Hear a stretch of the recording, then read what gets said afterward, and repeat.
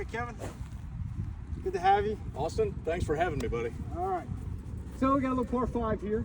A little trouble on our right. Got the rocks kind of coming across. It makes for a little bit of a tight tee shot. Yes, sir.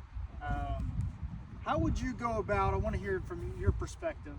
How you go about playing this opening tee shot? What do you see out in front of you here? Well, I see this big fairway bunker out on the right, and knowing that this is a par 5, and depending how well I can get my first tee ball out there, will depend if I can go at that green in 2 or not. I'd rather kind of play this a little safe. It's safer for me to kind of take this, left of that fairway bunker, knowing that I've got a little bit of leeway left of that tree, but my miss is also left, or has been traditionally. Right. Well, then I'll ask you this: what's your kind of natural shot shape? I tend to turn it over a little right to left. Okay. My miss is to overcook that a little bit, and it gets a little away from me on the left-hand side. Right. Well, here I don't think that's necessarily a problem. Is it mostly though if it's going left or right to left? I mean, do you ever block it out to the right?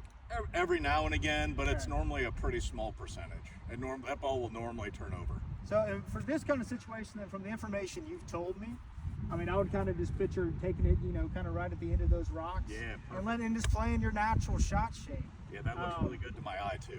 So when you're standing on the tee as well, kind of how do you go about approaching the golf ball and approaching that shot? Once you have a game plan in mind, where do you go from there? What's your kind of usual routine, thought process, or do you have a routine?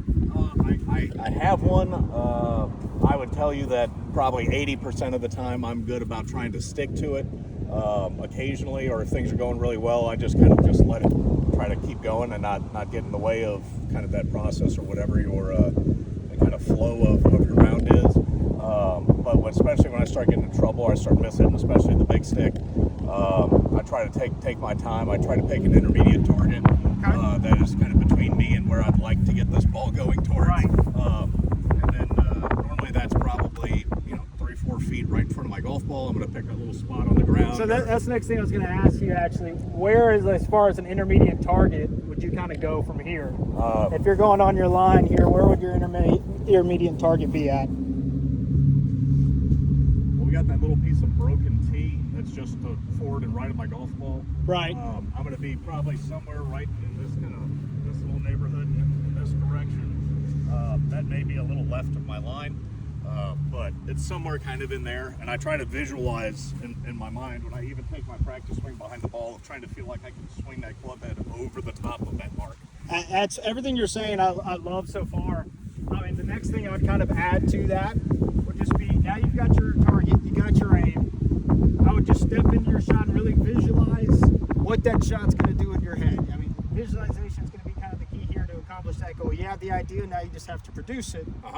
So I'd say fire away, really visualize your shot. That's the main purpose. I don't care where it goes, as long as you stick to that target in your head, stick to that visualization.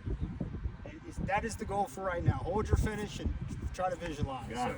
So fire, same routine, just really think about seeing it in my mind. Seeing it in your head, yes. Right. Keep that picture, hold that picture, all the way to your finish.